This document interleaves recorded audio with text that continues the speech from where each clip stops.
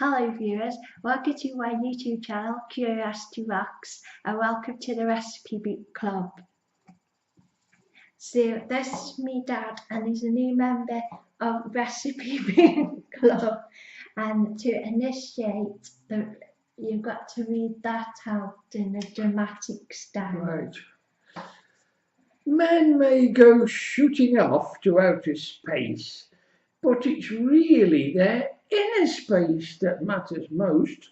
I'm sure I'm not the only one who likes to be adventurous at meal times when the meal I'm eating is home cooked, but doesn't cost the earth. Then I know I'm getting the best of all worlds, says Jon Pertwee, BBC TV's Doctor Who. Right, what recipe did you tackle, Dad? Today we tackled a cereal fruit loaf. And that is a recipe from Mrs. E.M. England in Reese Heath, Nantwich, Cheshire. And this recipe appeared in Baking Your Cake and Eating It by the Co-op. It is also known as Jon Pertwee Recipe Book. That's right. So what we did, we didn't use the Weetabix, we used all bran in place of the 2 ounces of Weetabix. But apart from that, we used 8 ounces of soft brown sugar, 6 ounces of dried fruit, 1 ounce of finely chopped walnuts, half a pint of milk, 1 egg, 7 ounces of self-raising flour, and 1/4 teaspoon of salt. Now, the way we did it was this. We soaked the cereal and the sugar and the dried fruit in the milk for 8 hours. You can soak it up to 12 hours if you like. 8 hours. 8 hours. Oh, boy. Then we added the egg after the 8-hour soak period, together with the self-raising flour and the walnuts, and then we mixed it all together to get a big, thick brown sludge. Then we greased up a baking tin and we turned the mixture into the baking tin and put it in the oven at gas mark 3, which is 325 degrees Fahrenheit, or if you prefer, 170 degrees centigrade. So we left it in there for an hour and a half, and then we pulled it out and let it cool down. And this is what it looked like. Wow. I do like how it's raised. I didn't think it would, but I've always been a bit suspicious. Well, always since this morning, but now it's suspicious of cake made out of Weetabix.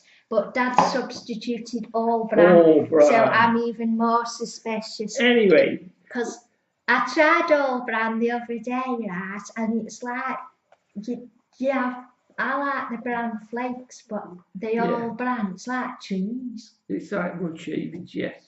It's at the bottom of the cage of a carrot. Anyway, I don't think that's going to make a lot of difference, because now we're going to cut it and see what the texture's like inside. Has it got a soggy bottom? Here we go.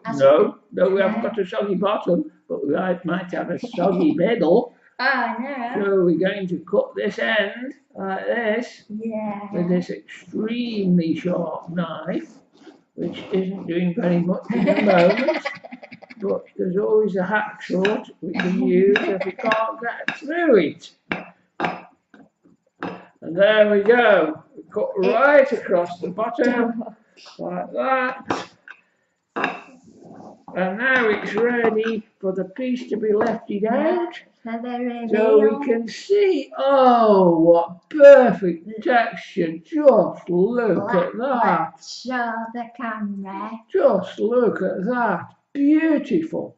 Absolutely beautiful. We've got a little piece of greaseproof paper here that we lined the tin with So we must take that off because we don't want to eat it because it's not very nice. But we'll put that on the plate now, and there you see the slice. We couldn't find any rice paper in Tesco. But we've used greaseproof paper anyway. So now we're going to cut it in half. Tasty macaroons. But you can't do it. Candy. The texture looks very good. We haven't got a soggy bottom, so that's a relief. It is hard work cutting. Yeah. But there you go. There's your piece. Right. You can have the bottom bit. The test. I'm going to test it now to see if it's sweet enough and nutty enough. Smells nice. Lovely texture. What do you think? It's very branny. I like the denseness of it. Good. Yeah. I think I'll give it 8 out of 10. I haven't got that far. Even though I made it myself. Could do some, you know what I like in a fruit cake? Big maraschino cherries. Well, we can do that next time. If you want. You can put anything in it. So, quite crunchy. Is there any science behind this cake? Hey, what? Any science? Can you give us any science facts? Because my dad's a scientist. Well, the previous one I made was similar but without the egg. And it didn't rise very well. You can taste the difference. But you can see the difference that one egg makes. Now it rose up about 1.5 inches, nearly 2 inches above the top of the tin. Right, now I reckon if we put 2 eggs in, then it would rise probably 4 inches above the tin. And if we put, say, 3 eggs in, it'd be the size of a cat. It would probably rise to the top of the oven and get totally stuck. And then we'd have to dig it out. Like Roberto. Roberto's a turkey, by the way. So I would say this is a successful recipe from the recipe book. It's very successful. Very successful. Here it is. Here it is. Oh. He's destroyed my recipe book. Luckily, it's not got the coupons in. So There's a recipe. If I hold it close enough, look, you can read it for yourself. If you're quick and good at shorthand, you could write it down. Or you could just pause the video. But that's the recipe. And the book we used, it's out of print, unfortunately. It's not. It's on Amazon for like 90p. There's masses of it. Yeah, out of print means we don't print it anymore. But I'm a bit suspicious they do. Unfortunately, it's falling apart. To join, well, it wasn't before you had it, but to join the recipe book club, you have to get the book. Yeah, and it says on the front there, the back, and create a recipe. CWS Limited, that's the co-op. 1973. Can you see that? Just under my finger there. It says 1973. What were you doing in 1973? I was probably in the co-op buying this book, actually. I always wondered where it had gone to.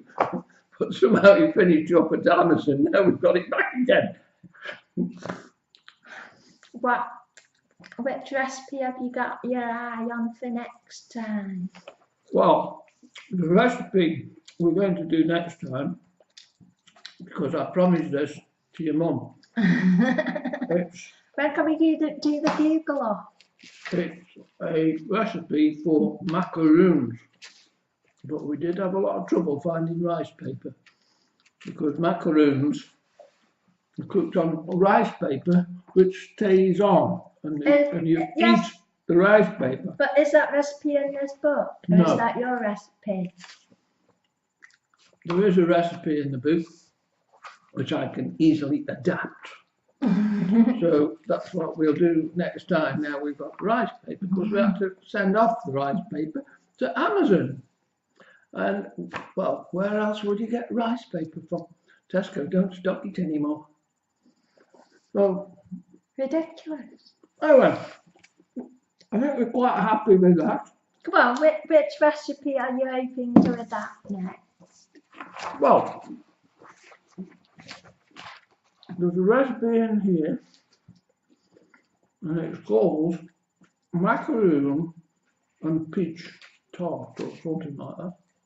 So I'm going to adapt that one. Yay! Oh. Can't find it right now. Difficult. Here it is. I found it. Macaron. Macaron au pêche. So obviously, So are they the it's French a French macaron? recipe. You're not the coconut Fortunately, macaron. it's written in English, so we shouldn't have too much trouble with that. It doesn't actually. Yes, it does. It does say rice paper. There you go. Look. Rice paper to be used. So there you go. So that will be the next thing we attempt. Once you've got all the ingredients together, there's quite a lot of them. There's caster sugar, there's grated almonds, there's egg whites, there's rice flour, there's vanilla sugar. Vanilla sugar, not heard of that one. And there's 10 peaches, but there again, we're not making the peach version, we're making the ordinary one. So that'll be the next. You can look forward to that in the next edition of the Jon Pertwee Recipe. The Jon Pertwee Baking Your Cake and Eating It. And with that, we'll say good night and enjoy your baking. Eating. Yay. Hey. Hello to my recipe book, lads. See you later.